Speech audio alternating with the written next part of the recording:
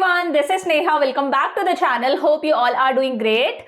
तो हम लोग कर रहे हैं बीएसटी का हमारा चैप्टर नंबर 10 फाइनेंशियल मार्केट। क्या क्या पढ़ लिया हम लोगों ने इस चैप्टर में? फाइनेंशियल मार्केट का meaning, functions, then first part में ही हम लोगों ने डिस्कस करा था कि फाइनेंशियल मार्केट को हम दो कैटेगरीज में डिवाइड करते हैं। अगर फर्म को शॉर्ट टर्म के लिए पैसों की जरूरत होती है तो फर्म किसका सहारा लेती है? मनी मार्केट का। अगर फर्म को लॉन्ग टर्म के लिए पैसों की जरूरत है, मीडियम टर्म के लिए पैसों की जरूरत है तो फर्म किसका सहारा लेती है?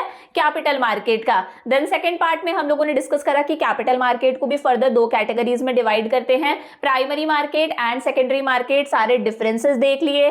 थर्ड पार्ट के अंदर जो इस चैप्टर की सबसे इंपॉर्टेंट क्लास थी उसमें हम लोगों ने डिस्कस करा स्टॉक एक्सचेंज होता क्या है, स्टॉक एक्सचेंज के फंक्शंस, और इस चैप्टर का सबसे important topic trading procedure on a stock exchange. तो लास्ट क्लास इस चैप्टर की सबसे इंपॉर्टेंट क्लास थी कि अगर आपको सिक्योरिटीज के अंदर ट्रेडिंग करनी है, सिक्योरिटीज को परचेज और सेल करना है तो उसके लिए कौन सा प्रोसीजर फॉलो करना पड़ेगा। अब आज हम लोग करेंगे इस चैप्टर का लास्ट पार्ट। आज हम लोग ये चैप्टर कंप्लीट कर देंगे। क्या क्या पढ़ेंगे हम लोग? डीमटेरियलाइजेशन क्या होता है, डिपॉजिटरी क्या होता है। देखो, हो सकता है आपकी बुक के अंदर डीमटेरियलाइजेशन और डिपॉजिटरी के बारे में बहुत कुछ गिवन हो, लेकिन हमारे सिलेबस के अंदर जो हमारा लेटेस्ट सिलेबस है, डीमटेरियलाइजेशन और डिपॉजिटरी का सिर्फ मीनिंग हमारे कोर्स के अंदर है, तो इन दोनों का मीनिंग देखेंगे। देन एक और इंपॉर्टेंट टॉपिक, सेबी होता क्या है, सेबी के क्या क्या ऑब्जेक्टिव्स हैं और सेबी के क्या क्या फंक्शंस है। शुरू करते हैं और खत्म करते हैं इस चैप्टर को। आज ये चैप्टर कंप्लीट हो जाएगा। देन कल से हम लोग करेंगे हमारे इंडियन इको के बचे हुए 3 चैप्टर्स। तो देखो, सबसे पहले बात करते हैं डीमटेरियलाइजेशन होता क्या है। देखो, डीमटेरियलाइजेशन का मतलब क्या है, मैंने आपको पहले भी समझाया था कि पहले जो हम ट्रेडिंग करते थे, जितना भी काम होता था, सिक्योरिटीज को सेल करना, परचेज करना, ये सारा काम कैसे होता था? ऑफलाइन होता था। देखा जाए तो शेयर क्या है? शेयर कोई चीज थोड़ी ना है। हम लोगों ने कंपनी को पैसा दे रखा है और कंपनी ने हमें क्या दिया है? एक पीस ऑफ पेपर दिया है, एक कागज का टुकड़ा दिया है, एक A4 साइज की शीट के ऊपर लिखा हुआ है कि हमारे पास में फलाना कंपनी के इतने शेयर्स हैं और इतने रुपए के हमारा एक शेयर है। तो शेयर क्या है? सिर्फ एक कागज का टुकड़ा है। पहले ये सारा काम कैसे होता था? ऑफलाइन होता था। लेकिन अब ये सारा काम कैसे हो चुका है? ऑनलाइन हो चुका है। सारा काम कैसे होता है? कंप्यूटर टर्मिनल के थ्रू होता है। तो डीमटेरियलाइजेशन का मतलब है मटेरियल को खत्म करना, उस पेपर वर्क को खत्म करना। आज वो पेपर वर्क खत्म हो चुका है। वो जितने भी हमारे ऑफलाइन पेपर्स थे ना, ऑफलाइन शेयर्स वगैरह थे, जो शेयर्स हमारे फिजिकल फॉर्म के अंदर थे, उन्हें कैंसिल करके उन्हें किस में कन्वर्ट कर दिया है? इलेक्ट्रॉनिक फॉर्म में कन्वर्ट कर दिया है, ऑनलाइन फॉर्म में कन्वर्ट कर दिया है। इसे हम लोग क्या बोलते हैं? डीमटेरियलाइजेशन, कि मटेरियल खत्म हो गया। All trading in securities is now done through computer terminals। आज जितनी भी ट्रेडिंग होती है, हम किसी भी कंपनी के शेयर्स परचेज कर रहे हैं, शेयर सेल कर रहे हैं, सारा काम कैसे होता है? कंप्यूटर्स के थ्रू होता है। सारा सिस्टम कंप्यूटराइज्ड हो चुका है। जितना भी buying and selling of securities है, कैसे होता है? कंप्यूटर के थ्रू होता है, यानी कि इलेक्ट्रॉनिक एंट्री पास हो जाती है। सारा काम इलेक्ट्रॉनिक फॉर्म के अंदर होता है। जैसे बैंक का काम देख लो, अगर हमारे अकाउंट में पैसा आया तो सिर्फ क्या होगा कि हमारे भाई क्रेडिट एंट्री पास हो गई, हमारे बैंक अकाउंट में पैसा क्या हो गया? क्रेडिट हो गया। अगर हमारे अकाउंट से पैसा कटा है, कुछ चार्जेस वगैरह के लिए पैसा कटा है, इलेक्ट्रिसिटी बिल का पैसा कटा है, तो पैसा क्या हो जाएगा? डेबिट हो जाएगा। तो सिर्फ एक एंट्री ही तो पास हो रही है। तो आज ये शेयर्स वाला काम भी सारा कैसे होता है? ऑनलाइन होता है, एक इलेक्ट्रॉनिक एंट्री के फॉर्म में होता है। और देखो, ऐसा करा क्यों? क्योंकि पहले जब पूरा सिस्टम कैसे चलता था? ऑफलाइन चलता था, यानी कि जो शेयर्स वगैरह हैं, जितने भी सिक्योरिटीज हैं, बॉन्ड्स हैं, जितने भी स्टॉक्स हैं, सब कैसे होते थे? ऑफलाइन होते थे, फिजिकल फॉर्म के अंदर होते थे। तो चोरी का चांसेस है कि भाई हमारा कोई शेयर है, किसी ने चोरी कर लिया। फेक ट्रांसफर्स भी होते थे, अगले बंदे ने पैसा ही नहीं दिया, ब्रोकर ने ऐसे ही उसे शेयर्स दे दिए। फेक ट्रांसफर्स होते थे। कई बार शेयर्स के ट्रांसफर में बहुत ज्यादा डिले देखने को मिलता था। सारा काम ऑफलाइन होता था और बहुत ज्यादा पेपर वर्क था। हमें उन सर्टिफिकेट्स को संभाल के रखना पड़ता था। बैंक अकाउंट में सर्टिफिकेट रख रखा है, पता लगा दीमक लग गई, पूरे हमारे सर्टिफिकेट्स गया हमारा तो पैसा। अब ये काम कैसे होता है? ऑनलाइन होता है। तो डीमटेरियलाइजेशन का मतलब है कि जो सिक्योरिटीज हमारे पास में फिजिकल फॉर्म के अंदर हैं, हम इन्वेस्टर्स के पास में जो सिक्योरिटीज फिजिकल फॉर्म के अंदर हैं हम उन्हें कैंसिल करवाते हैं। हम हमारे ब्रोकर को हमारी फिजिकल सिक्योरिटीज दे देते हैं, वो कागज के जो पीसेज ऑफ पेपर हैं वो दे देते हैं, वो उनको क्या करता है, कैंसिल करता है और हमारी सिक्योरिटीज को ऑनलाइन में कन्वर्ट कर देता है। वो सिर्फ एक इलेक्ट्रॉनिक एंट्री पास करता है कि हमारे अकाउंट के अंदर इतने शेयर्स आ गए हैं, हमारे अकाउंट से इतने शेयर्स गए हैं। तो वही है फिजिकल सिक्योरिटीज को कैंसिल करना और उसे किस में कन्वर्ट करना, ऑनलाइन में कन्वर्ट करना, एक इलेक्ट्रॉनिक एंट्री पास करना, इसे हम लोग बोलते हैं डीमटेरियलाइजेशन। और इसके लिए हमें एक अकाउंट मेंटेन करके रखना पड़ता है। हम लोगों ने पढ़ा भी था, जब हम लोग हमारे ब्रोकर को सिलेक्ट करते हैं तब ब्रोकर हमारा एक अकाउंट खुलवाता है जिसे हम लोग बोलते हैं डीमैट अकाउंट या फिर डीमटेरियलाइज्ड अकाउंट। फिर हम लोग हमारी सिक्योरिटीज को ऑनलाइन फॉर्म में रख सकते हैं हमारे डीमैट अकाउंट के अंदर, यानी कि डीमटेरियलाइज्ड अकाउंट के अंदर। समझ में आया डीमटेरियलाइजेशन होता क्या है, डीमैट अकाउंट होता क्या है। अब देखो ये जो डीमटेरियलाइजेशन हुआ इसके क्या क्या बेनिफिट्स है, हालांकि सिर्फ हमारे कोर्स के अंदर मीनिंग है, बस बेनिफिट्स देख लो। कन्वीनियंट है, जैसे हमारे लिए एक बैंक अकाउंट होता है सेम ऐसा ही ये है, कन्वीनियंट है। हम कहीं पर भी बैठे हुए, चाहे वो ऑफिस है, चाहे वो हम ट्रैवल कर रहे हैं, हम कहीं पर भी ट्रांजेक्शन्स कर सकते हैं, हम सिक्योरिटीज को परचेज कर सकते हैं, शेयर्स वगैरह को सेल कर सकते हैं, तो कन्वीनियंट है। हम लोग हमारी जो सिक्योरिटीज हमारे पास में ऑनलाइन फॉर्म के अंदर हैं उन्हें हम मॉर्टगेज भी कर सकते हैं। मॉर्टगेज मतलब हम उन सिक्योरिटीज को गिरवी रखवा के, कोलैटरल सिक्योरिटी की तरह गिरवी रखवा के लोन भी ले सकते हैं। किसी तरह का कोई डेंजर नहीं है, हमारी सिक्योरिटीज कहीं खो नहीं सकती, खोने का कोई डर नहीं है, कोई फिजिकल फॉर्म नहीं है, कोई चोरी का डर नहीं है, पेपर वर्क बहुत हद तक कम हो चुका है और सारी की सारी रिस्पॉन्सिबिलिटी किसकी है, ब्रोकर की है। हमारे ब्रोकर का सारा काम है, अगर हम सिक्योरिटीज परचेज कर रहे हैं तो हमारे डीमैट अकाउंट के अंदर सिक्योरिटीज लाने का काम भी उसका है। अगर हम सिक्योरिटीज सेल कर रहे हैं तो हमारे डीमैट अकाउंट से अपने आप सिक्योरिटीज चले जाएंगी, हमारे अकाउंट में पैसा आ जाएगा। सारा काम किसका है, ब्रोकर का है। और हम एक ही अकाउंट के अंदर, एक सिंगल डीमैट अकाउंट के अंदर अलग अलग कंपनी की सिक्योरिटीज को रख सकते हैं। तो ये क्या है, डीमटेरियलाइजेशन के फायदे हैं। समझ में आया। तो पहला टॉपिक तो कर लिया हम लोगों ने, भाई डीमटेरियलाइजेशन होता क्या है और डीमैट अकाउंट क्या होता है, क्लियर हो गया। उसके बाद में एक छोटा सा टॉपिक आता है डिपॉजिटरी सिस्टम क्या होता है। अब याद करो मैंने पहले भी समझाया था डिपॉजिटरी क्या होता है। ये तो हम लोग हैं, ये कौन है, इन्वेस्टर है। ये कौन है, इन्वेस्टर है। ये होती है डिपॉजिटरी। डिपॉजिटरी क्या है, एक एपेक्स ऑर्गेनाइजेशन है। डिपॉजिटरी का काम होता है सारी की सारी सिक्योरिटीज, चाहे वो शेयर्स हो, चाहे वो बॉन्ड्स हो, डिबेंचर्स वगैरह हो, उन सारी की सारी सिक्योरिटीज को इलेक्ट्रॉनिक फॉर्म के अंदर होल्ड करके रखना। देखो बैंक का काम क्या होता है, बैंक के अंदर सारा का सारा पैसा होता है और हम बैंक में अपना अकाउंट खुलवाते हैं। सेम ऐसे ही डिपॉजिटरी का काम क्या है, डिपॉजिटरी के पास में सारी की सारी जो लिस्टेड कंपनीज हैं, सारी कंपनीज की सिक्योरिटी होती हैं और हम डिपॉजिटरी के साथ में ही हमारा एक अकाउंट खुलवाते हैं, जिस अकाउंट का क्या नाम होता है, डीमैट अकाउंट होता है। ये अकाउंट हमारा कौन खुलवाता है, डीपी खुलवाता है, हमारा डिपॉजिटरी पार्टिसिपेंट यानी कि ब्रोकर। ये हम लोग पढ़ के आए हैं। तो डिपॉजिटरी क्या है, एक एपेक्स ऑर्गेनाइजेशन है जिसका काम है सारी सिक्योरिटीज को इलेक्ट्रॉनिक फॉर्म के अंदर अपने पास में होल्ड करके रखना। अब हमारी कंट्री में देखा जाए तो दो डिपॉजिटरीज हैं, एक का नाम है एनएसडीएल और दूसरी का नाम है सीडीएसएल। ये सब कुछ हम लोगों ने पढ़ रखा है। तो डिपॉजिटरी सिस्टम के अंदर दो चीजें आ जाती है, एक तो आता है डिपॉजिटरी, ये एपेक्स ऑर्गेनाइजेशन जो सारी की सारी सिक्योरिटीज को होल्ड करके रखता है अपने पास में इलेक्ट्रॉनिक फॉर्म के अंदर। और मैंने बताया था हम इन्वेस्टर्स जो सिक्योरिटीज बेचते हैं, खरीदते हैं, हम कभी भी डिपॉजिटरी से डायरेक्टली इंटरैक्ट नहीं कर सकते।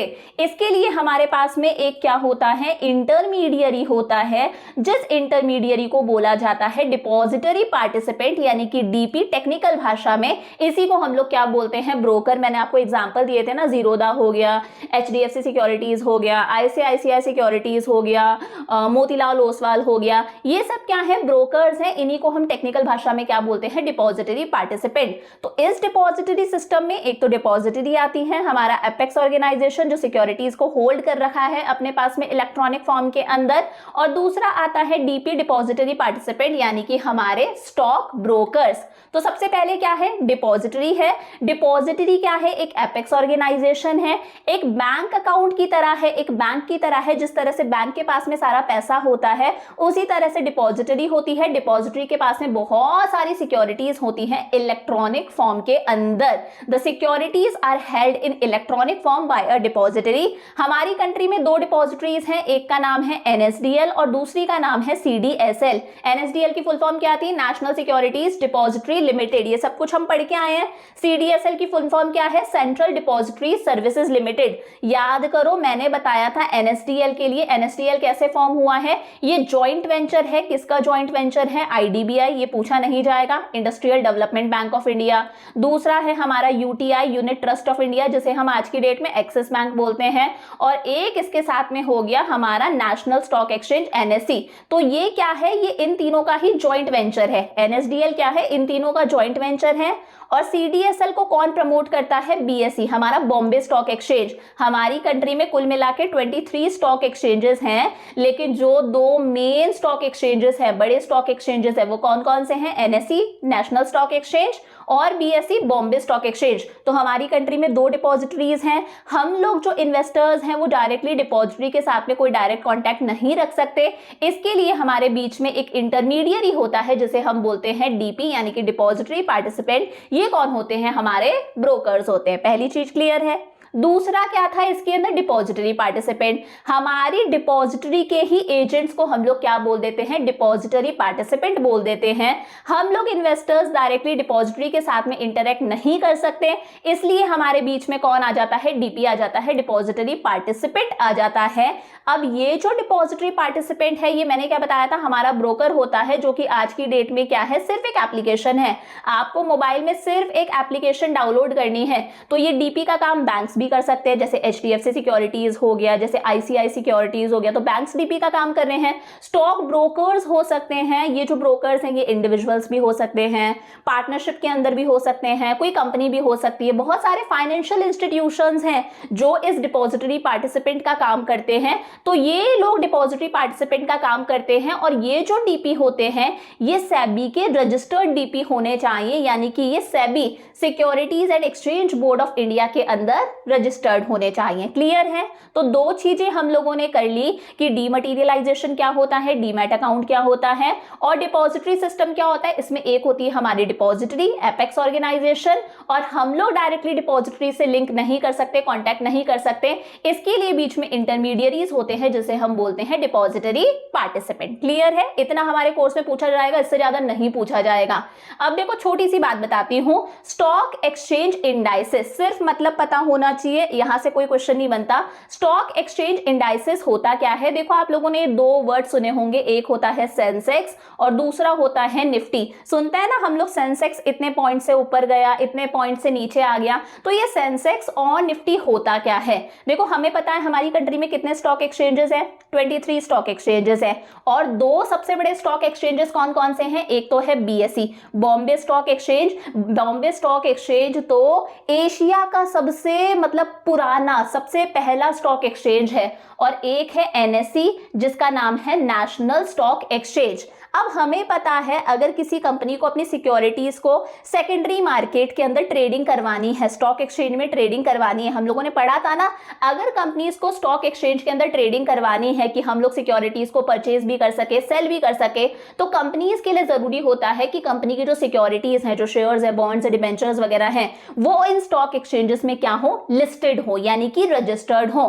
तो बीएसई के अंदर भी बहुत सारी कंपनी की सिक्योरिटीज लिस्टेड होती हैं और एनएसई के अंदर भी बहुत सारी कंपनीज की सिक्योरिटीज लिस्टेड होती हैं। हमें पता है बीएसई के अंदर भी बहुत सारी कंपनीज की सिक्योरिटीज लिस्टेड हैं, एनएसई में भी बहुत सारी कंपनीज की सिक्योरिटीज लिस्टेड हैं। तो ये बीएसई कैसा परफॉर्म कर रहा है, बॉम्बे स्टॉक एक्सचेंज कैसा परफॉर्म कर रहा है, इसका मतलब बीएसई के अंदर जो कंपनीज लिस्टेड हैं, बीएसई के अंदर जो सिक्योरिटीज लिस्टेड है, वो सिक्योरिटीज कैसा परफॉर्म कर रही हैं, उन शेयर्स वगैरह के प्राइसेस ऊपर जा रही हैं या नीचे जा रही हैं, इसका पता हमें किससे चलता है, सेंसेक्स से पता पता चलता है। बीएसई हमारा कैसा परफॉर्म कर रहा है, बीएसई के अंदर जो कंपनीज की सिक्योरिटीज लिस्टेड हैं वो कैसा परफॉर्म कर रही हैं, उनकी प्राइसेस ऊपर जा रही हैं या फिर नीचे आ रही हैं, इसका पता हमें बीएसई के इंडेक्स से चलता है। और बीएसई के इंडेक्स का नाम क्या है, सेंसेक्स। क्या नाम है, सेंसेक्स नाम है।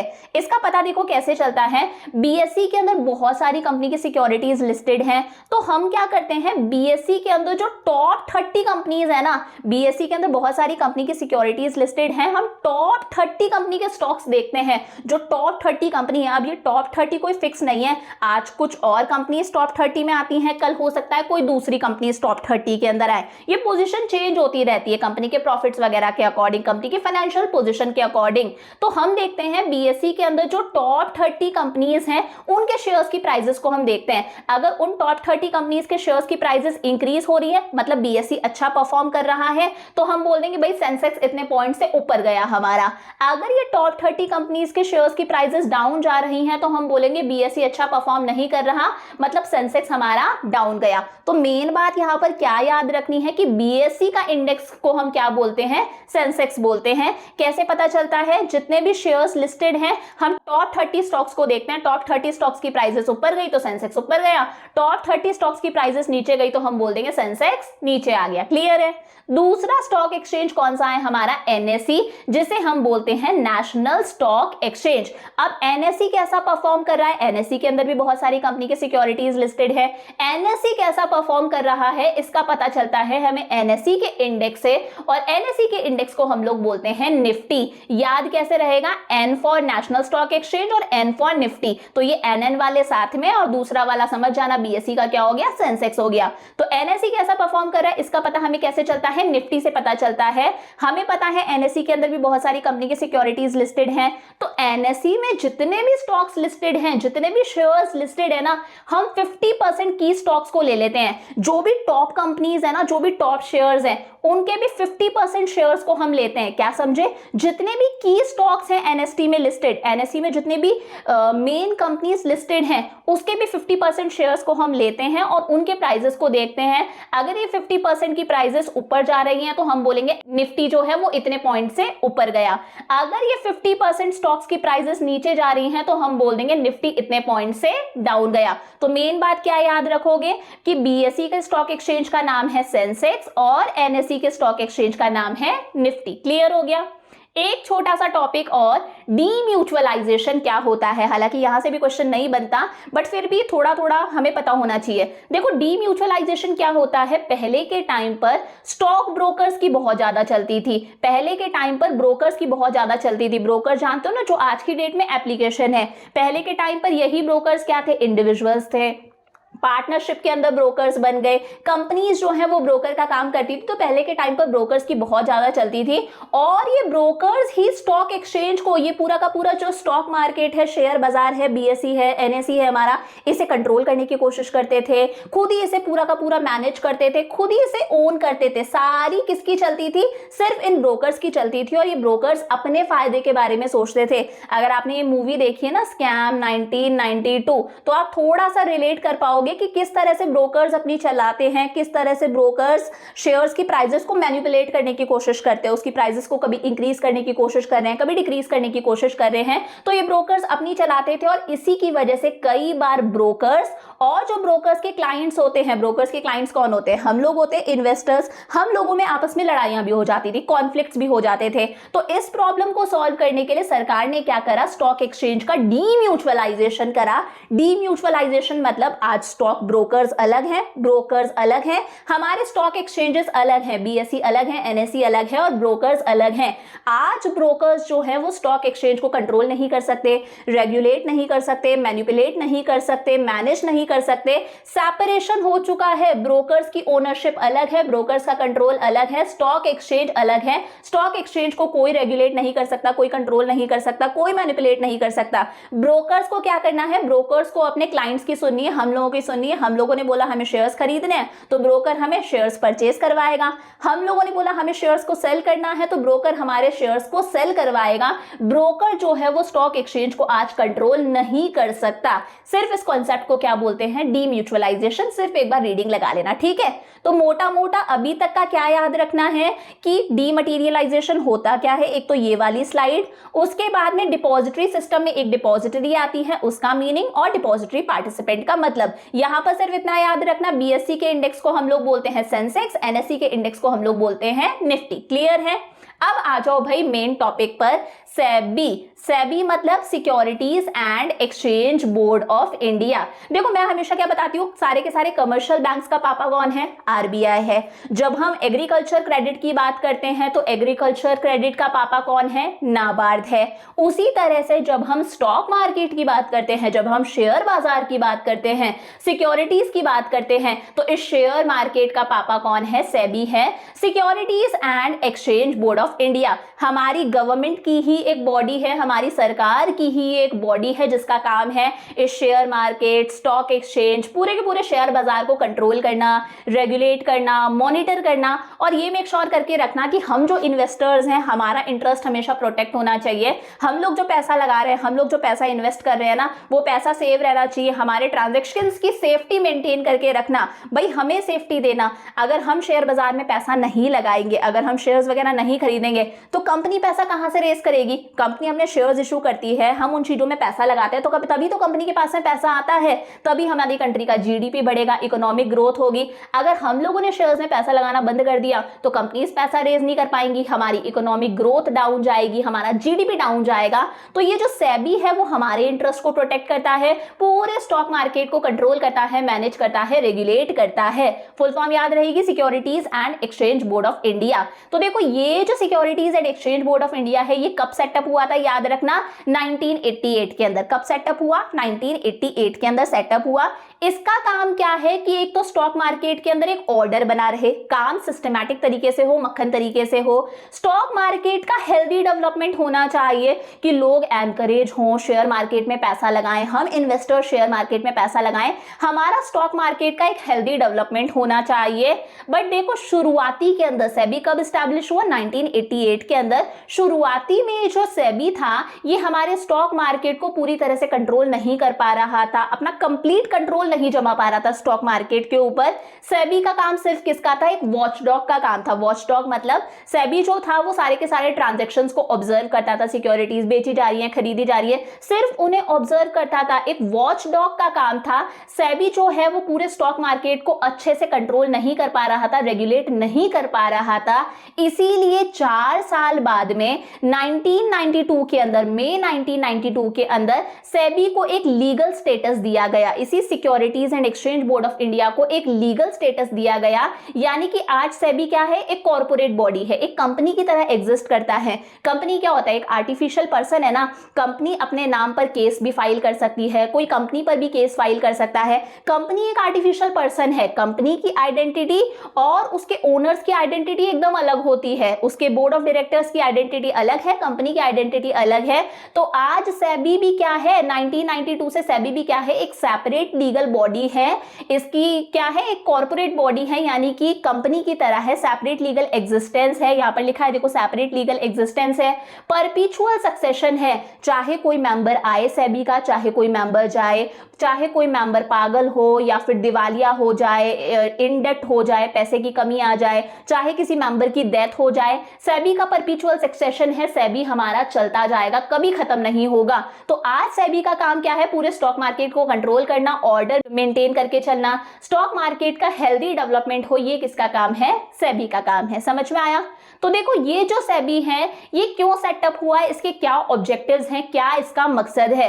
पहला मकसद है इन्वेस्टर्स के इंटरेस्ट को प्रोटेक्ट करना। हम लोग कौन है, इन्वेस्टर्स हैं जो शेयर बाजार में पैसा लगा रहे हैं। हमारे इंटरेस्ट को प्रोटेक्ट करना कि हमारे साथ में कोई फ्रॉड ना हो, कोई घपलेबाजी ना हो, क्योंकि हम लोग मार्केट में पैसा लगाएंगे तभी कंपनीज को पैसा मिलेगा, तभी कंपनीज का जीडीपी इंक्रीज होगा, कंपनीज ग्रो करेंगी, इकोनॉमिक ग्रोथ होगी, हमारी कंट्री का ओवरऑल जीडीपी इंक्रीज होगा। तो सबसे पहला काम क्या है, इन्वेस्टर्स के इंटरेस्ट को प्रोटेक्ट करना। स्टॉक मार्केट का डेवलपमेंट हो, स्टॉक एक्सचेंज का डेवलपमेंट हो, लोग शेयर बाजार में पैसा लगाएं और स्टॉक मार्केट से रिलेटेड सारी एक्टिविटीज को कंट्रोल करना, रेगुलेट करना, ये किसका काम है? सेबी का काम है। तो सेबी क्यों सेटअप हुआ है? ताकि स्टॉक मार्केट की जितनी भी एक्टिविटीज हैं उन्हें रेगुलेट कर सके, अपने इन्वेस्टर्स के इंटरेस्ट को प्रोटेक्ट कर सके कि हम लोगों ने जो पैसा लगाया है हमें एक सेफ्टी मिले, हमारा पैसा सेफ रहे, हमारे साथ में कोई फ्रॉडुलेंट एक्टिविटीज ना हो, कुछ भी गड़बड़ नहीं होनी चाहिए हमारे साथ में। ये मेक श्योर करके रखना कि स्टॉक मार्केट के अंदर कोई फ्रॉडुलेंट एक्टिविटीज ना हो,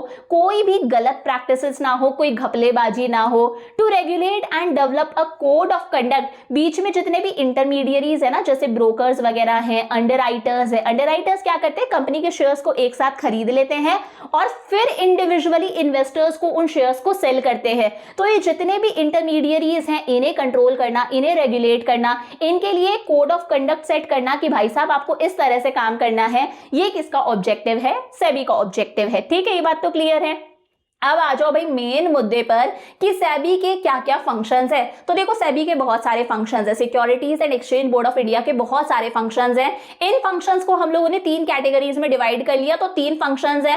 पहला फंक्शन क्या है? Protective functions. क्या? Protective functions. दूसरा फंक्शन आता है डेवलपमेंटल फंक्शंस और तीसरा फंक्शन आता है रेगुलेटरी फंक्शन। सिंपल सा है, प्रोटेक्टिव फंक्शंस में सेबी क्या करता है? अपने इन्वेस्टर्स यानी कि हम लोगों के इंटरेस्ट को प्रोटेक्ट करता है कि हमारे साथ में कोई माल प्रैक्टिसेस ना हो, कोई फ्रॉडुलेंट एक्टिविटीज ना हो, हमारे साथ में कोई धोखाधड़ी ना हो, हम लोगों को सेफ फील हो, हम लोगों ने जो पैसा लगाया है वो सेफ रहे, हमारे साथ में कोई गड़बड़ नहीं होनी चाहिए, क्योंकि हम हैं तो स्टॉक मार्केट चलता है, हम नहीं है तो स्टॉक मार्केट भी नहीं चलेगा।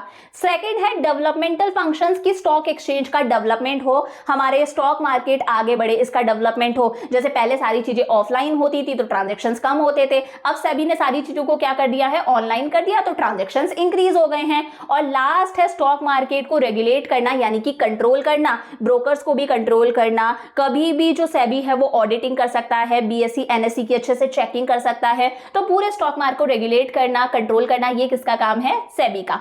पहला फंक्शन क्या आता है? Protective functions. अभी मैंने बताया प्रोटेक्टिव फंक्शन का मतलब है जो सेबी है वो अपने इन्वेस्टर्स के इंटरेस्ट को क्या करता है?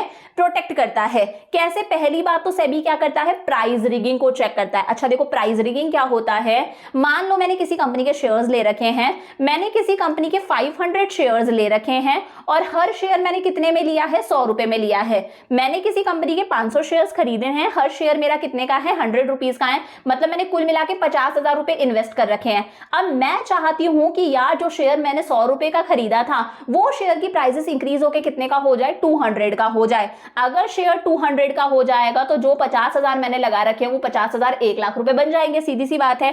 तो ये प्राइसेस को मैनिपुलेट करने के लिए मैं क्या करूंगी? मैं दूसरों को फॉल्स इंफॉर्मेशन दूंगी, गलत इंफॉर्मेशन दूंगी कि यार इस कंपनी में पैसा लगाओ, जिस कंपनी में मैंने लगा रखा है, इस कंपनी में पैसा लगाओ, अगर इस कंपनी में पैसा लगाओगे ना तो 10 दिन में पैसा डबल हो जाएगा। ये जो कंपनी है ना ये शानदार डिविडेंड देती है, इस कंपनी के शेयर्स की prices day by day increase होती जा रही हैं, प्रॉफिटेबल कंपनी है। मैं जबरदस्ती मार्केट के अंदर फॉल्स इंफॉर्मेशन सप्लाई कर रही हूं, इसकी वजह से लोगों का इंटरेस्ट जागेगा, लोग देखेंगे यार कमाल के शेयर्स है, 10 दिन में पैसा डबल, अच्छा खासा डिविडेंड भी मिल रहा है, शेयर की प्राइसेस भी इंक्रीज हो रही है, तो लोग इस कंपनी के शेयर्स की डिमांड इंक्रीज कर देंगे। हम इको में पढ़ के आए हैं, अगर सप्लाई कांस्टेंट है, किसी भी चीज की डिमांड अगर इंक्रीज होती जाती है तो अपने आप उस चीज की प्राइसेस इंक्रीज हो जाएंगी या नहीं हो जाएंगी? तो अगर इन शेयर्स की मार्केट में डिमांड ज्यादा होगी तो ये शेयर्स महंगे हो जाएंगे। जो शेयर मैंने 100 रुपए का खरीदा था वही शेयर 200 रुपए का हो जाएगा। मैंने 50,000 लगाए थे, आज मेरे 50,000 की वैल्यू कितनी हो जाएगी? मल्टीप्लाई कर लो 500 इंटू 200, आज मेरे 50,000 की वैल्यू 1 लाख रुपए हो जाएगी। तो ये मैं क्या कर रही हूँ? जानबूझ के प्राइसेस को मैनिपुलेट करने की कोशिश कर रही हूँ, प्राइसेस को इंक्रीज या डिक्रीज करने की कोशिश कर रही हूँ। सेबी इस तरह की एक्टिविटीज को प्रोहिबिट करता है, यानी कि मना करता है। सेबी चेक करता है कि भाई प्राइस रिगिंग तो नहीं हो रही है, इस तरह की कोई घपलेबाजी तो नहीं हो रही। दूसरा है it prohibits insider trading. SEBI insider trading को भी मना करता है। प्रोहिबिट मतलब मना करता है। देखो जो कंपनी के इनसाइडर्स होते हैं, जैसे डायरेक्टर्स हो गए, कंपनी के प्रमोटर्स हो गए, बोर्ड ऑफ डायरेक्टर्स के मेंबर्स वगैरह हो गए, इन लोगों के पास में कंपनी की सारी सेंसिटिव इंफॉर्मेशन होती है, सारी इंफॉर्मेशन होती है जो किसी दूसरे पर्सन के पास में नहीं है। और कई बार ये इस सेंसिटिव, इस सीक्रेट इंफॉर्मेशन का फायदा उठाते हैं। फॉर एग्जाम्पल कंपनी के प्रमोटर्स और डायरेक्टर्स को पता है कि इस साल साल दिवाली पर कंपनी जो है वो बोनस शेयर्स डिक्लेयर करेगी। जो कंपनी के एग्जिस्टिंग शेयर होल्डर्स है, अगर आपके पास में कंपनी के 5 शेयर्स है ना, तो कंपनी आपको 2 शेयर्स एक्स्ट्रा देगी फ्री फोकट में। क्या समझे? अगर आपके पास में कंपनी के 5 शेयर्स है ना, आप एग्जिस्टिंग शेयर होल्डर हो कंपनी के, अगर आपके पास में कंपनी के 5 शेयर्स है तो कंपनी को आपको 2 शेयर्स फ्री फोकट में देगी, बोनस शेयर्स देगी दिवाली पर। ये बात सिर्फ किसको पता है? बोर्ड ऑफ डायरेक्टर्स को पता है या फिर प्रमोटर्स वगैरह को पता है, और वो लोग इस सेंसिटिव इंफॉर्मेशन को यूज कर रहे हैं। इन लोगों ने अपने दोस्तों को बता दिया, अपने घर में अपनी वाइफ को बता रखा है, अपने भाई वगैरह को बताया है, और उनके नाम पर कंपनी के शेयर्स खरीद लिए, क्योंकि इनके पास में सेंसिटिव इंफॉर्मेशन है कि यार शेयर्स खरीद लेते हैं तो हमें फ्री फोकट के 2 बोनस शेयर्स मिल जाएंगे। ये क्या है? इनसाइडर ट्रेडिंग है। ये इस इंफॉर्मेशन को यूज करते हैं अपना प्रॉफिट बनाने के लिए। तो जो सेबी है वो स्ट्रिक्टली चेकिंग करता है कि भाई अगर कोई इनसाइडर सिक्योरिटीज को बेच रहा है, खरीद रहा है, तो वो इसे अच्छे से मॉनिटर करेगा, चेक करेगा कि किसी तरह की इनसाइडर ट्रेडिंग तो नहीं हो रही है, सीक्रेट इंफॉर्मेशन का फायदा तो नहीं उठा रहे। ये भी सेबी का प्रोटेक्टिव फंक्शन है। थर्ड है SEBI prohibits fraudulent and unfair trade practices. SEBI ये भी चेक करता है कि स्टॉक मार्केट के अंदर कोई फ्रॉडुलेंट एक्टिविटीज तो नहीं हो रही, इन्वेस्टर्स के साथ में तो कोई धोखाधड़ी तो नहीं हो रही, कोई घपलाबाजी तो नहीं हो रही, कोई अनफेयर ट्रेड प्रैक्टिसेस तो नहीं हो रही। कई बार कंपनीज क्या करती हैं? मिसलीडिंग स्टेटमेंट्स दे देती हैं, गलत स्टेटमेंट्स दे देती है। कंपनी ने झूठ माट बता दिया कि हमारे प्रॉफिट्स बहुत ज्यादा इंक्रीज हो गए हैं, हम लोगों ने एक डील क्रैक कर ली है, इसकी वजह से हमारे 5 साल के अंदर जो प्रॉफिट्स है वो डबल ट्रिपल से इंक्रीज हो जाएंगे। तो कंपनी ने मिसलीडिंग स्टेटमेंट्स दिए और इसकी वजह से हो सकता है कंपनी की शेयर्स की प्राइसेस मार्केट में इंक्रीज हो जाएं। ये क्या है? फ्रॉडुलेंट एक्टिविटीज हैं, अनफेयर ट्रेड प्रैक्टिसेस हैं। तो सेबी इन सारी एक्टिविटीज को भी चेक करता है कि ऐसा कुछ ना हो। SEBI take steps to educate investors so that they select the most profitable securities. SEBI अपनी तरफ से भी स्टेप्स लेता है कि इन्वेस्टर्स को एजुकेट करता है, हम लोगों को एजुकेट करता है, ताकि हम लोग सोच समझ के पैसा लगाएं, हम उसी कंपनी की सिक्योरिटीज में पैसा लगाएं जो प्रॉफिटेबल सिक्योरिटीज हैं, हम किसी डूबती हुई कंपनी के शेयर्स में पैसा ना लगाएं। SEBI promotes fair practices. SEBI fair practices को प्रमोट करता है, कोड ऑफ कंडक्ट सेट करता है। ये जितने भी ब्रोकर्स वगैरह होते हैं, इंटरमीडियरीज वगैरह होते हैं, इन सब के लिए भी एक कोड ऑफ कंडक्ट सेट करता है कि आपको शेयर बाजार में इस तरह से बिहेव करना है, आपको ये चीजें प्रैक्टिस करनी है। जैसे कभी भी सेबी जो है वो इनसाइडर ट्रेडिंग को इन्वेस्टिगेट कर सकता है, इन्वेस्टिगेशन कर सकता है, चेक कर सकता है इनसाइडर ट्रेडिंग तो नहीं हो रही है ना। इसके लिए अगर ऐसा कुछ होता है ना तो फाइन भी लग सकता है, इनफैक्ट इम्प्रिजनमेंट भी है, जेल भी हो सकती है। SEBI has stopped the practice of preferential allotment. देखो पहले क्या होता था? प्रेफरेंशियल अलॉटमेंट होता था। इसका मतलब है कंपनी को मान लो 100 शेयर्स इशू करने हैं, कंपनी 100 शेयर्स इशू करना चाहती है, लेकिन लोगों ने अप्लाई कर दिया, 300 लोगों ने अप्लाई कर दिया, 300 हमारे पास में एप्लीकेशन आ गई। तो पहले कंपनीज क्या करती थी? अपनी इच्छा से शेयर्स अलॉट करती थी, प्रेफरेंशियल अलॉटमेंट था कि हम इसको अलॉट करेंगे। लेकिन आज ऐसा कुछ नहीं है, सारा काम कैसे होता है? लॉटरी सिस्टम से होता है। तो इस तरह की चीजें भी खत्म हो चुकी हैं। सेबी जो है वो सिर्फ शेयर होल्डर्स के इंटरेस्ट को ही प्रोटेक्ट नहीं करता, वो अपने डिबेंचर होल्डर्स के इंटरेस्ट को भी प्रोटेक्ट करता है कि इनके साथ में भी कोई फ्रॉड ना हो, घपलेबाजी ना हो। तो ये क्या है? सेबी के प्रोटेक्टिव फंक्शंस है। क्लियर है? दूसरे फंक्शंस कौन से आते हैं सेबी के? Developmental functions. देखो डेवलपमेंटल फंक्शंस का मतलब है जो सेबी है वो स्टॉक एक्सचेंज की सारी एक्टिविटीज को प्रमोट करता है, वो स्टॉक मार्केट को आगे लेकर चलता है, वो स्टॉक एक्सचेंज की एक्टिविटीज को और प्रमोट करता है, इस तरह की एक्टिविटीज को और डेवलप करता है कि भाई ज्यादा से ज्यादा लोग शेयर्स में पैसा लगाएं, डिबेंचर्स, बॉन्ड्स वगैरह में पैसा लगाएं। ये जो स्टॉक एक्सचेंज, शेयर बाजार का जो बिजनेस है ना, वो इस बिजनेस को प्रमोट करता है। कैसे प्रमोट करता है? जैसे बीच में जितने भी इंटरमीडियरीज हैं, जो ब्रोकर्स वगैरह हैं, अंडरराइटर्स वगैरह हैं, जो कंपनी के शेयर्स एक साथ खरीद लेते हैं, फिर आम जनता को उन शेयर्स को सेल करते हैं, इन लोगों को ट्रेनिंग प्रोवाइड करता है, क्योंकि ये स्टॉक मार्केट का ही एक हिस्सा है। एक ये क्या है? स्टॉक मार्केट के ऑर्गन्स है। मैंने पहले भी बताया था आपको लास्ट लेक्चर में, ये जो इंटरमीडियरीज होते हैं ये स्टॉक मार्केट के ऑर्गन्स है, तो इन्हें ट्रेनिंग प्रोवाइड करता है। SEBI promote activities of stock exchange bye adopting flexible approach. देखो फ्लेक्सिबल अप्रोच कैसा है? आज सेबी ने इंटरनेट ट्रेडिंग कर दी है। आज हमें जरूरी नहीं है कि हम ऑफलाइन जाके शेयर्स परचेज करें, आज सारा काम इंटरनेट के थ्रू होता है। हम घर बैठे ऑफिस में ट्रेवल करते हुए कभी भी सिक्योरिटीज को सेल कर सकते हैं, परचेज कर सकते हैं। तो फ्लेक्सिबिलिटी है, है स्टॉक मार्केट और ज्यादा प्रमोट हो रहा है और ज्यादा डेवलप हो रहा है। आज अंडरराइटिंग ऑप्शनल है, कंपनी के लिए जरूरी नहीं है कि वो अंडरराइटर को अपॉइंट करे, अपने सारे शेयर्स अंडरराइटर्स को सेल करे, फिर अंडरराइटर्स उन शेयर्स को आम जनता को सेल करेंगे, ऐसा जरूरी नहीं है। कंपनी डायरेक्टली अपने शेयर्स जो है वो इन्वेस्टर्स को सेल कर सकती है। इनफैक्ट जो आईपीओ होता है, इनिशियल पब्लिक ऑफर, जब company for the very first time primary market में अपनी सिक्योरिटीज को डायरेक्टली इन्वेस्टर को सेल करती है। हम लोगों ने क्या देखा था, प्राइमरी मार्केट में कंपनी क्या करती है, डायरेक्टली सिक्योरिटीज किसे सेल करती है, अपने इन्वेस्टर्स को सेल करती है। आजकल ये सारा काम भी कैसे हो जाता है, स्टॉक एक्सचेंज के थ्रू होता है, सारा काम ऑनलाइन हो जाता है। तो इस तरह से हमारा स्टॉक मार्केट क्या हो रहा है, और ज्यादा डेवलप हो रहा है। और लास्ट है रेगुलेटरी फंक्शन, यानी कि जो सेबी है वो इस स्टॉक मार्केट को रेगुलेट करता है, इसका मतलब कंट्रोल करता है। सेबी ने रूल्स और रेगुलेशंस फॉर्म करे हैं, किसके लिए, कोड ऑफ कंडक्ट सेट करा है कि भाई कैसे बिहेव करना है, किसके लिए, बीच में जितने भी इंटरमीडिएरीज आ रहे हैं, चाहे ये स्टॉक ब्रोकर्स हो, चाहे वो अंडरराइटर्स हो, चाहे वो बैंकर्स हो, मर्चेंट बैंकर्स हो, सबके लिए सेबी ने रूल्स रेगुलेशन सेट करे हैं, एक proper code of conduct set करा है कि आपको शेयर बाजार में ऐसे बिहेव करना है।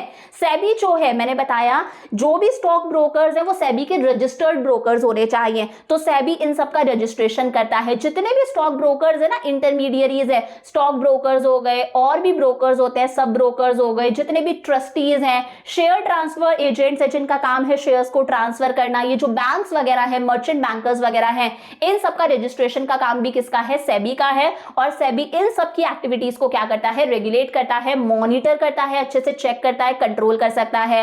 अगर कोई कंपनी किसी दूसरी कंपनी को टेक ओवर कर रही है, अगर किसी कंपनी ने किसी दूसरी कंपनी के मोर देन 50% शेयर्स खरीद लिए, यानी कि उसने दूसरी कंपनी को खरीद लिया, इसे भी सेबी अच्छे से रेगुलेट करता है, कंट्रोल करता है, मॉनिटर करता है। सेबी कभी भी किसी भी स्टॉक एक्सचेंज, हमारी कंट्री में 23 स्टॉक एक्सचेंजेस है, कभी भी किसी भी स्टॉक एक्सचेंज की ऑडिट कर सकता है, जाके चेक कर सकता है, छापेमारी हो गई एक तरह से प्रॉपर्ली चेक कर सकता है, इंक्वायरी कर सकता है। म्यूचुअल फंड्स में हम पैसा लगाते हैं, ये भी शेयर बाजार के अंदर आता है, सेबी म्यूचुअल फंड्स को भी रजिस्टर करता है, म्यूचुअल फंड्स भी रजिस्टर्ड होने चाहिए, इनकी एक्टिविटीज को भी रेगुलेट करने का काम किसका है, सेबी का है। इसी के साथ में ये चैप्टर हमारा कंप्लीट हुआ। क्या क्या पढ़ा देखो आज हम लोगों ने, सबसे पहले भाई डीमटेरियलाइजेशन होता क्या है, डीमेट अकाउंट क्या होता है, फिर डिपॉजिटरी सिस्टम में डिपॉजिटरी क्या होता है, डिपॉजिटरी पार्टिसिपेंट क्या होता है, सेंसेक्स और निफ्टी डीम्यूचुअलाइजेशन, फिर मेन बात आई सेबी होता क्या है, सेबी का मेन मकसद क्या है, इन्वेस्टर्स के इंटरेस्ट को प्रोटेक्ट करना, शेयर मार्केट का डेवलपमेंट होना, और स्टॉक मार्केट की सारी एक्टिविटीज को रेगुलेट करना और कंट्रोल करना। 3 फंक्शंस है, प्रोटेक्टिव फंक्शंस, डेवलपमेंटल फंक्शंस और रेगुलेटरी फंक्शंस। तो इसी के साथ में ये चैप्टर हमारा कंप्लीट हुआ। मतलब अभी तक क्या क्या पढ़ लिया हम लोगों ने बीएसटी के चैप्टर नंबर 1 to 10 कंप्लीट कर लिए। अब बीएसटी के सिर्फ 2 चैप्टर्स रहते हैं। चैप्टर नंबर 11 हमारा मार्केटिंग मैनेजमेंट, इसे हम पार्ट्स के अंदर करेंगे। देन चैप्टर नंबर 12 छोटा सा है कंज्यूमर प्रोटेक्शन, इसे हम 1 शॉट के अंदर करके कंप्लीट करेंगे। तो आज से बीएसटी को अब हम पॉज करते हैं, यहां तक का अच्छे से पढ़ लेना। कल से हम लोग इंडियन इको के हमारे 3 चैप्टर्स रहते हैं, उन तीनों चैप्टर्स को हम 1 शॉट में कंप्लीट करेंगे पहले, उसके बाद में हम लोग दोबारा बीएसटी पर आएंगे। तो यहां तक का अच्छे से पढ़ के रखना। सारे नोट्स आपको टेलीग्राम चैनल पर मिल जाएंगे जिसका नाम है NY classes bye Neha Jangid. तो नोट्स आप टेलीग्राम चैनल से कलेक्ट कर सकते हो। So I will see you in the next class. Bye bye.